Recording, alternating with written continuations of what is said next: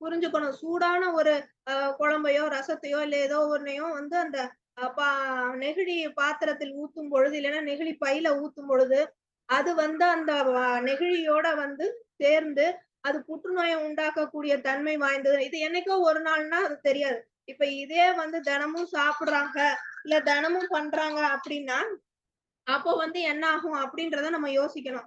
அது மாரி பார்த்தீங்கன்னா, நெறைய இந்த கட்டிட தொழிலாளர்கள்லாம் பார்த்தீங்கன்னா, ஆ அவங்க குடிக்கக்கூடிய அந்த தேநீர் இடைவேளையில வந்து 2 தடவ, 3 தடவ குடிக்கிறாங்க. அது எல்லாம் வந்து தினமுமே வந்து நெகிழி பைகள்ல வாங்கிட்டு வந்து, அந்த ஊத்தக்கூடிய அந்த குவளைகளும் பார்த்தீங்கன்னா வந்து நெகிழியால ஆனது தான்.